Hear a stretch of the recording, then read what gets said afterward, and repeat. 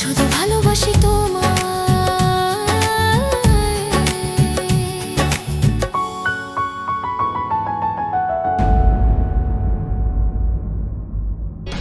কেন তুমি ওখানে দাঁড়িয়ে আছো কেন? এই ফুলগুলো বাইরে ফেলার জন্য একটু হেল্প করে দাও আমায়। ফুল দেখে ইরিটেশন লাগছে নাকি? ফুল দেখে নয়, আমার তোমার জন্য ইরিটেশন হচ্ছে। তাহলে সব প্রবলেমে তুমি আমাকে কেন সাহায্য করছো? কারণ আমাদের মধ্যে একটা ডিল হয়েছিল, 1 বছর পর্যন্ত তুমি আমাকে হেল্প করবে, আমি তোমাকে হেল্প করব। ডিল শেষ হয়ে যাওয়ার পর তুমি তোমার রাস্তায়, আমি আমার রাস্তায়। রিমেম্বার, এটা হলো ম্যারেজ এগ্রিমেন্ট। আমরা একসাথে থাকবো তো ঠিকই, কিন্তু 1 বছর পরে আমাদের এই সব মূল্যহীন সম্পর্ক নিজে থেকেই ছিন্ন হয়ে যাবে।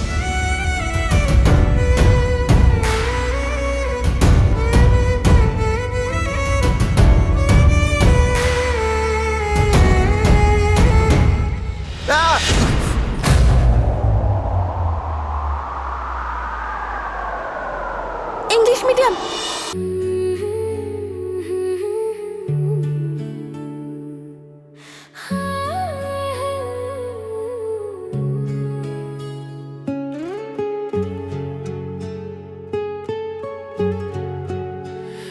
আমি বিনা বাঁচতে নাহি পারি, তোমার স্মৃতি লাগে বড় ভারী। তুমি তো কাঁদালে, কেন দূরে ছিলে, হাতখানি দাও বাড়িয়ে। দুনিয়াতে এসেছি গো সাথী, বলতে শুধু ভালোবাসি। দুনিয়াতে এসেছি গো প্রিয়া, বলতে শুধু ভালোবাসি।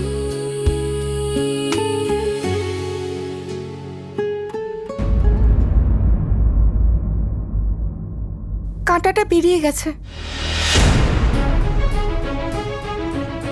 আই হোপ সিয়াও যেন আমার জীবন থেকে সারা জীবনের জন্য চলে যায়। সিয়া যদি এই বাড়ি ছেড়ে চলে যায় তাহলে ঠাকুমার খুব কষ্ট হবে। কিন্তু সিয়া এই বাড়িতে থাকলে তোমার বেশি কষ্ট হবে। সিয়া যতক্ষণ পর্যন্ত এই বাড়িতে আছে ততদিন তোমার আর ঠাকুমার মধ্যে কোনো জিনিসই ঠিক হবে না।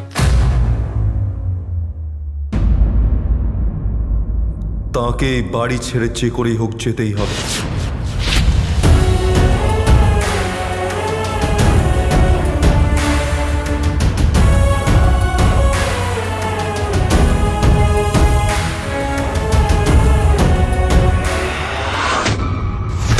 আচ্ছা শোনো মা, জল এখন নাকের ওপর উঠে গেছে, এর যদি কোনো প্রতিকার না করো দেখো আমরা সবাই চমৎকারভাবে ওই জলে ডুবে মরব।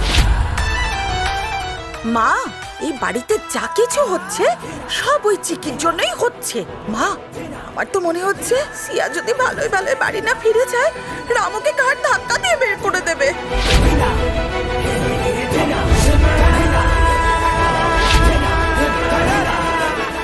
মা, 18 বছর পরে আমাদের সিয়া আমাদের কাছে ফিরে এসেছে।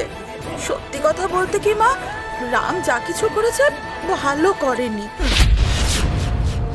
যেই রাম তোমার মুখের ওপর কখনো কথা বলার সাহস করতো না, আজকে সে তোমাকে হুমকি দিচ্ছে, অর্ডার করছে। মা কিছু বুঝতে পারছো তো? চমৎকার করে দিয়েছে ওই মেয়েটা, রামকে কবজা করে নিয়েছে, হাতের মুঠোয় রেখেছে। আমার ভাগ্যই খারাপ আছে। তোমরা আমার অবস্থা থেকে প্লিজ কষ্ট পেও না। সত্যি কথা হচ্ছে যে আমার তো এখন এরকম মনে হচ্ছে আগে আমি যেভাবে মরে গিয়ে বেঁচেছিলাম সেই রকম ভাবে চলে যাই। তুই চুপ কর। এসব কি বলছিস তুই? আর একবার যদি এরকম বলেছিস না, দেখবি তুই।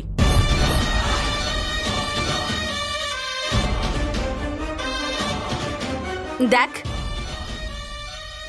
তোর চিন্তা করার কোনো প্রয়োজন নেই।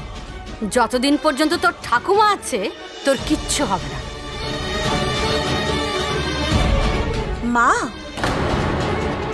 তুমি সিয়াকে কেন বকছো? ওর জায়গায় অন্য কোনো মেয়ে থাকলে এটাই বলতো। তুমি তো রামকে কিছু বলতে পারো না, তার আগে তোমার মুখ একেবারে বন্ধ হয়ে গেল। মা, তোমার এই নীরবতার কারণে বেচারি আমাদের সিয়া কষ্ট পাচ্ছে। দেখো মা, ওই মেয়েটার জন্য আমাদের সিয়া কত না কান্নাকাটি করছে। রাম আবার হুমকি দিয়েছে ও যেন এই সন্ধ্যার মধ্যে এই বাড়ি ছেড়ে চলে যায়। বেচারি সিয়া কি করবে সে? ব্যাস, চুপ কর। মনে যা আসছে বলে যাচ্ছিস। হ্যাঁ, আমি এখন রামকে কিছু বলছি না, তার কারণ আছে। আর সে কারণ হচ্ছে এখন রামের হাতেই সবকিছু আছে। তার মানেই নয় যে আমি সিয়াকে এখান থেকে চলে যেতে দেবো। ঠাকুমা, রাম আমার নামে কেস করলে আমি সেসব কিছু হাসি মুখে সহ্য করে নেব, আর আমি ঠাকুমার থেকে দূরে চলে যাব, এমনটা কখনোই হতে পারে না। এমনটা মনে হচ্ছে সবকিছু যেন শেষ হয়ে গেল। মনে হচ্ছে আমাকে সারা জীবনের জন্য দূরে যেতে হবে। না রে মা, সেরকম কিচ্ছু হবে না। আমি সেরকম হতেই দেব না। আর হ্যাঁ, ও তোকে এই বাড়ি থেকে চলে যাওয়ার জন্য সন্ধে পর্যন্ত টাইম দিয়েছে না? কিন্তু তুই দেখ তার আগে আমি কি করছি। তার আগে আমি ওই চিকিকে এ বাড়ি থেকে বের করে দেবো। কি করে হবে?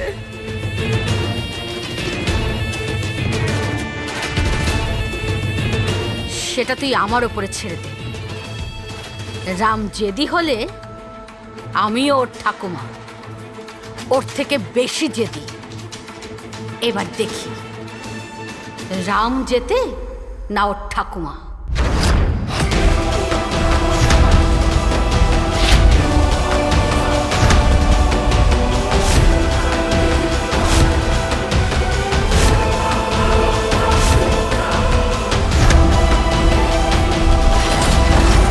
সিয়া, তুই নিজের ঘরে গিয়ে রেস্ট কর। তোর কোথাও যাওয়ার দরকার নেই।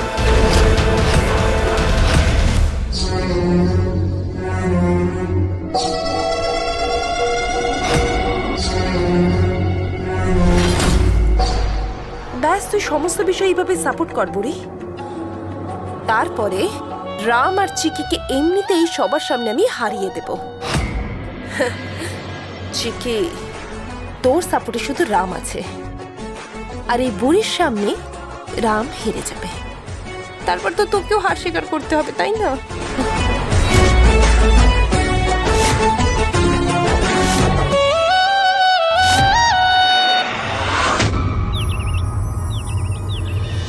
শোনো মা, কালকের হচ্ছে দুর্গাষ্টমী পুজো, তাই পুজোর যা কিছুর আয়োজন করা আছে সেই সব কিছু তোমাকেই করতে হবে, কারণ তুমি হচ্ছে এই বাড়ির বউ।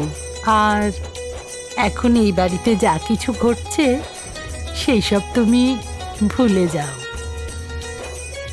আরে তোমার সাথে তো দেবী মা আছে, দেখবে তোমার কখনো কিচ্ছু হবে না। ঠিক আছে মা।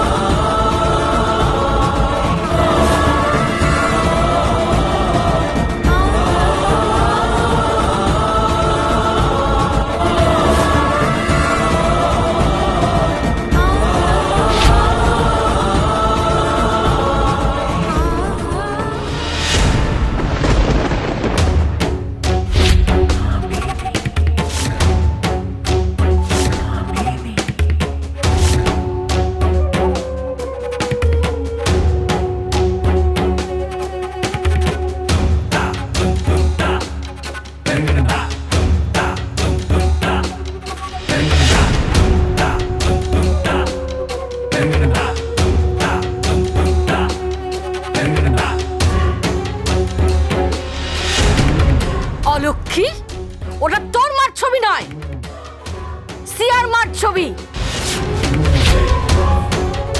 তোর এত সাহস!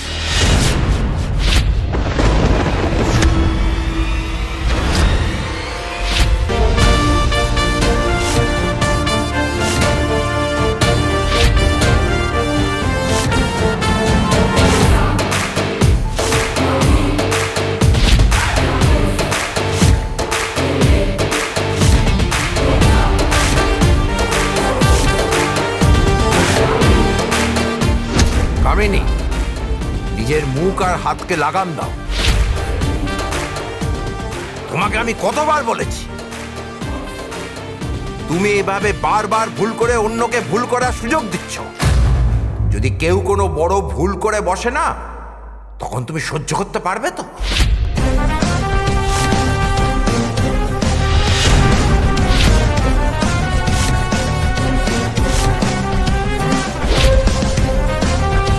যখনই পারো নিজের পরিবার আর নিজের নাত বউর উপর অত্যাচার করে চলেছ। তুমি কি বুকে হাত দিয়ে বলতে পারবে যে ও জানকীরই মেয়ে?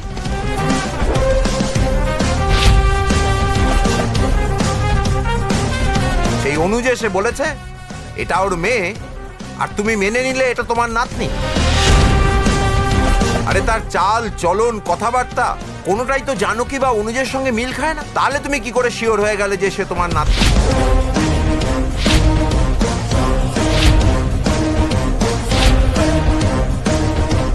কামিনী, এই মেয়েটা যবে থেকে বাড়িতে এসেছে তবে থেকে এই বাড়িতে ঝগড়াঝাটি শুরু হয়েছে।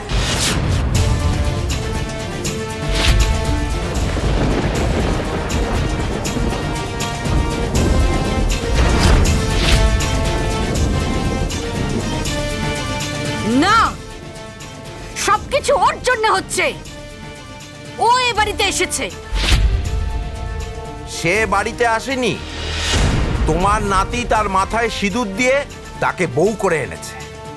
আর এই বাড়িতে তার ততটাই অধিকার আছে যতটা তোমার। তাহলে ও আমার জানকীর ছবি ছোঁয়ার সাহস পেল কোত্থেকে?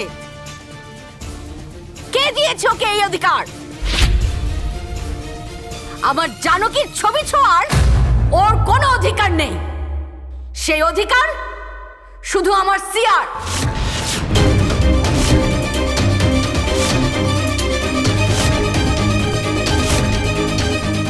আর একটা কথা, আমার জানকীকে মা ডাকার অধিকার ওকে কে দিয়েছে? ওর সে অধিকার নেই। জানকীকে মা ডাকার অধিকার শুধু আমার সিয়ার আছে।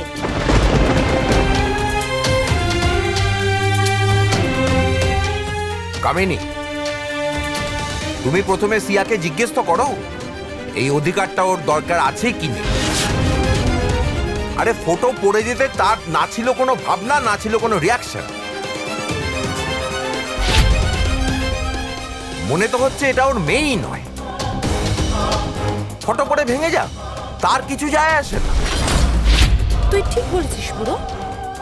এই ছবিটা যখন আমার মায়ের নয়, আমি কেন এত টেনশন নেব? ভেঙে যাক না। আর তোমাদের স্বামী স্ত্রীর মধ্যে এই ঝামেলা করতে কে বলেছে করতে? ব্যাস আমার ওপর সিম্প্যাথি ঝরে পড়ে। তুমি ভুল বলছো। আমার সিয়া কারো ভাবনাকে নিয়ে খেলেনি, আর মিথ্যে বলার প্রশ্নই আসে না।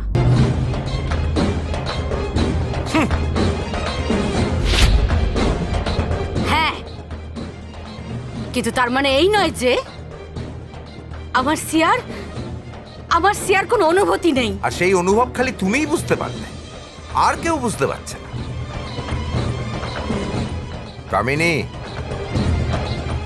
নিজের চোখটা খোলো। কোনটা মিথ্যে আর কোনটা সত্যি সেটা দেখো, জানো, উপলব্ধি করো। থাক ঠাকুমা, তুমি আমার জন্য দাদু। এই মেয়ে, দাদু বলে ডাকবি না, তোর জিভ কেটে ফেলবো। ঠিক বলেছেন আপনি। সেই সৌভাগ্য তো আমার নেই।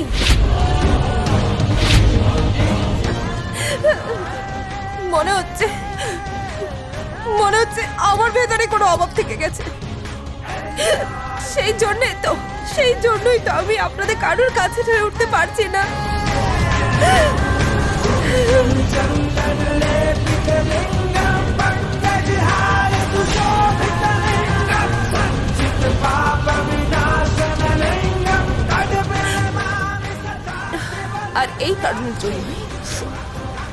আমি আজকে এই বাড়ি ছেড়ে চলে যাবার সিদ্ধান্ত নিয়েছি।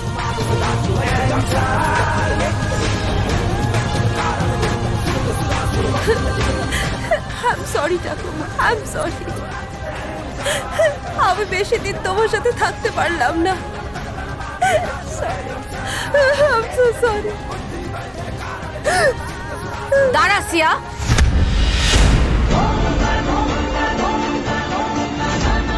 তুই এখান থেকে কোথাও যাবি না, তুই এই বাড়িতেই থাকবি। সে এখানে থাকবে না, সোজা জেলে যাবে।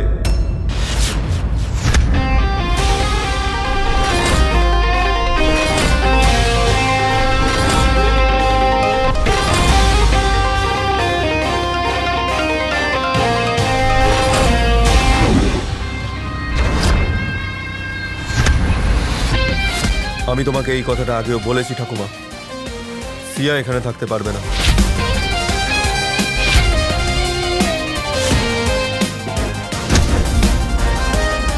আমি যে ডিসিশন নিয়েছি সেটা হলো আমার ফাইনাল ডিসিশন। সিয়া এই বাড়িতে থাকবে না মানে থাকবে না। ঠিক আছে রাম, এটা যদি তোর ফাইনাল ডিসিশন তাহলে সেটাই হবে। সিয়া এক্ষুনি এই বাড়ি ছেড়ে চলে যাবে, কিন্তু শুধু সিয়া নয়, সিয়ার সাথে আমিও এই বাড়ি ছেড়ে চলে যাব।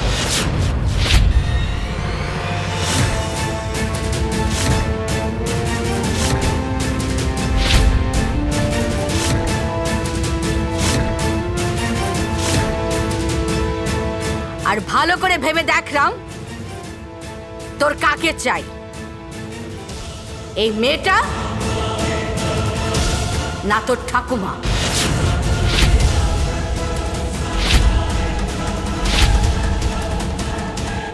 এই সব শুধুমাত্র এর জন্য হচ্ছে।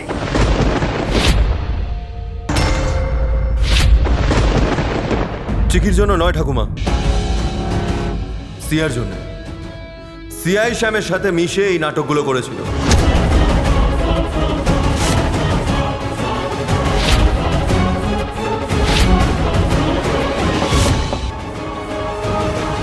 এই বাড়িতে শ্যাম আসা, চিকি কিডন্যাপ হওয়া, তাকে জেলে পাঠানো, আর সিয়া গিয়ে শ্যামের সাথে জেলে দেখা করা, এই সব কিছুই সিয়ার জন্যই হয়েছে।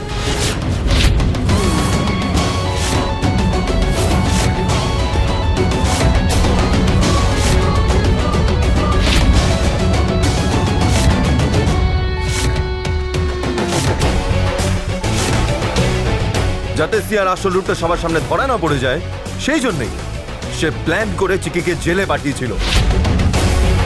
তাও আবার মিথ্যে গেছে, যেটা প্রুফ হয়ে গেছে। জেলের ভিতর শ্যামের সঙ্গে চিকি নয় ঠাকুমা, সিয়া কথা বলতে গেছিল। আর এই সব কথা চিকি শুনতে পেয়েছে। আর শুধু এটুকুই নয় ঠাকুমা, সিয়া চিকিকে প্রাণে মেরে দেওয়ার চেষ্টা করেছিল। রাম, তুই যা কিছু বলছিস তার কোনো প্রমাণ আছে তোর কাছে? তুই তো এই শহরের একজন বড় উকিল, তাহলে তুই যা বলছিস তোর কাছে তো তার প্রমাণ থাকা দরকার। তুই আমাকে প্রমাণ দে যে চিকি ঠিক আর সিয়া ভুল, তাহলে আমি মেনে নেব। প্রমাণ আমি এনে দেবো ঠাকুমা।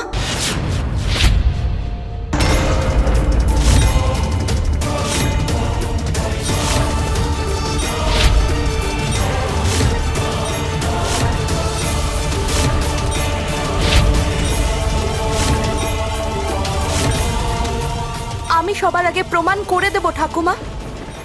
রুহি শ্যামের সাথে মিলে আমাকে কিডন্যাপ করিয়েছিল আর আমাকে মেরে ফেলারও চেষ্টা করেছিল।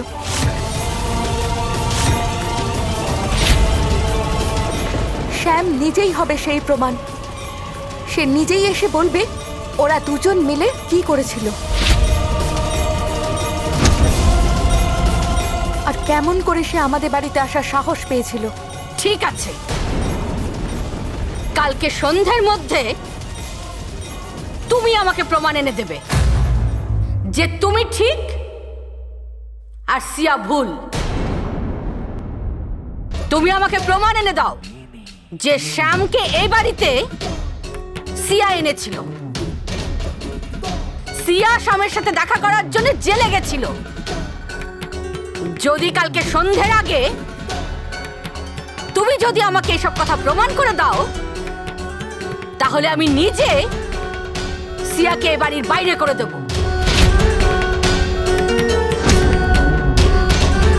আর আরো একটা কথা মনে রেখো, যদি তুমি ভুল প্রমাণিত হও,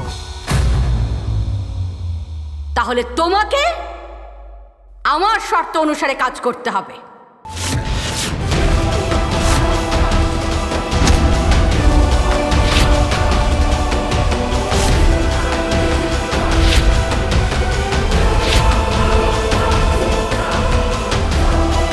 কিন্তু ততদিন পর্যন্ত সিআইএ বাড়িতে থাকবে, আর ওকে কেউ কিচ্ছু বলবে না।